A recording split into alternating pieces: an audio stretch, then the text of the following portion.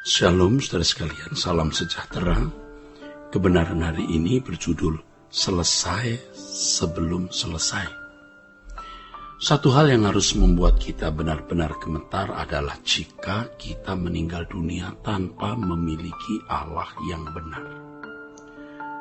Banyak orang beragama, dalam hal ini konteksnya adalah orang Kristen yang merasa sudah memiliki Allah yang benar karena sudah beragama Kristen, karena sudah mengaku Yesus sebagai Tuhan dan Juru Selamat, dan sudah terbiasa dididik atau diajar yakin sudah selamat dan yakin kalau mati masuk surga. Padahal tidak demikian.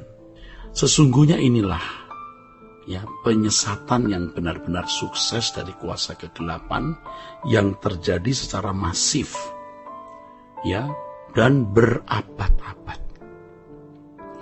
Ini penyesatan yang berhasil dalam waktu yang panjang, dalam kurun waktu panjang, di mana kekristenan menjadi sekedar keberagamaan dan orang yang beragama Kristen merasa sudah memiliki Allah. Padahal kehidupan mereka tidak menunjukkan yang mereka memiliki Allah. Jadi belum tentu orang beragama dalam konteks Kristen artinya beragama Kristen sudah berarti memiliki Allah. Belum tentu, saudaraku. Kalau di perjanjian lama bangsa Israel memiliki Allah dan dimiliki Allah, yaitu kalau mereka hidup di dalam Taurat, dan mereka menyembah Elohim Yahweh, saudaraku. Dan dasar dari hukum Taurat itu adalah 10 perintah Allah yang dikenal dengan nama Dekalog atau Dasatita. Kalau mereka tidak melakukan hukum Taurat, mereka tidak memiliki Allah atau tidak layak menjadi umat Allah. Mereka terhukum.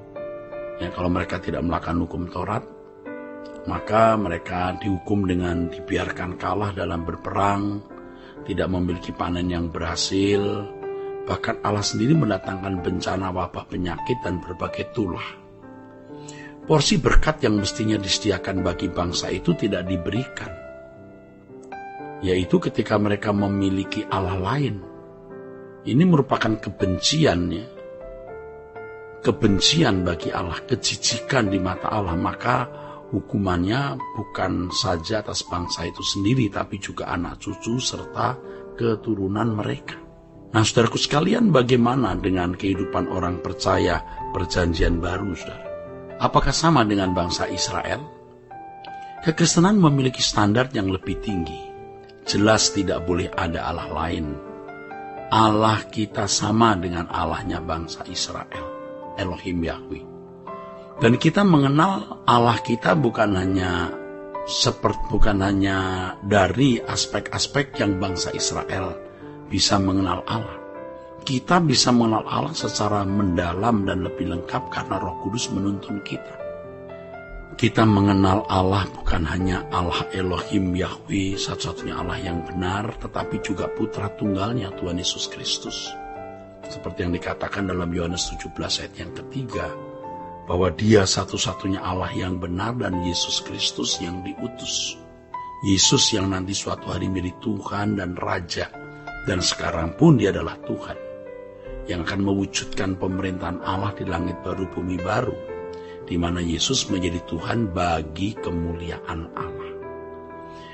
Apa standar orang percaya untuk memiliki Allah? Kalau bangsa Israel harus melakukan hukum Taurat, dan tidak beralih ke Allah lain.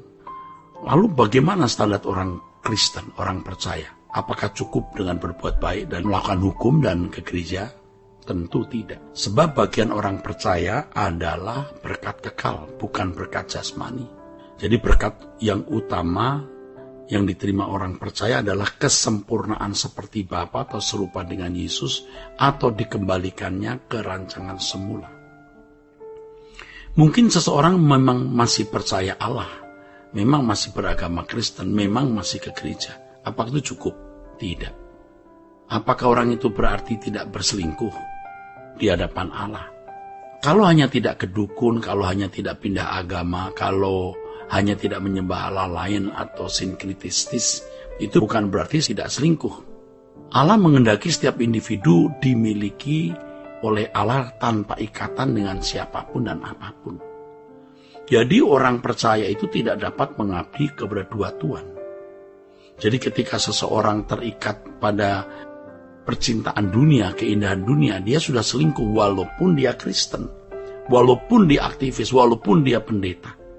Ketika seseorang memiliki keterikatan dengan dunia ini, ketertarikan dengan dunia ini, ia bersikap tidak setia. Nah, di sini standar orang percaya bukan hanya menjadi baik, tetapi menjadi kudus seperti Bapa. Maka di 1 Petrus 1 ayat 16 dan 17, kita harus kudus seperti Allah kudus, dan selama hidup di dunia kita hidup dalam ketakutan. Ketakutan dalam arti sikap hormat yang mendalam kepada Allah, supaya kita tidak melakukan apa yang melukai hati Allah. Karena Roh Kudus dimeteraikan dalam diri kita, segala sesuatu yang kita lakukan itu menimbulkan reaksi Allah.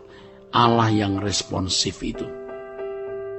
Kalau bangsa Israel tidak taat, langsung dihukum, dan hukuman itu dalam bentuk secara fisik.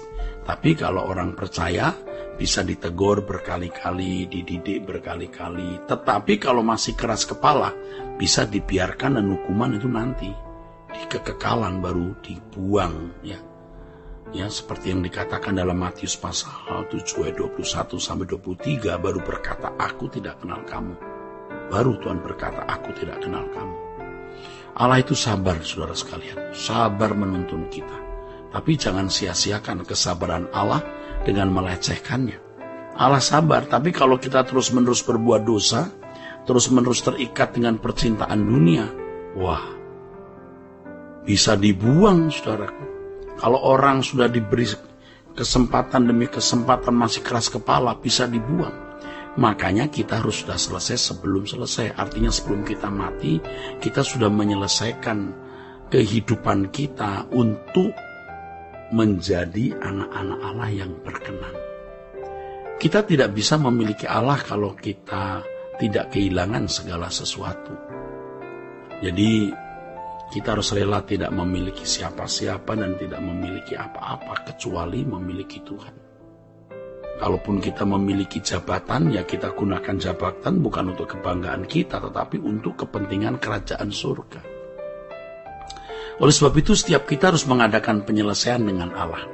Apakah masih ada sesuatu di dalam hidup kita yang belum kita selesaikan? Kita minta ampun dan berkomitmen tidak melakukan apapun yang melukai hati Tuhan. Ya, kita bukan hanya bisa berkata, "Tuhan, aku milikmu." Namun pada waktu menjalani hidup sehari-hari, ternyata kita masih memiliki diri kita sendiri. Kalau kita berkata, "Aku milikmu Tuhan," berarti kita harus mau menuruti kehendak Allah.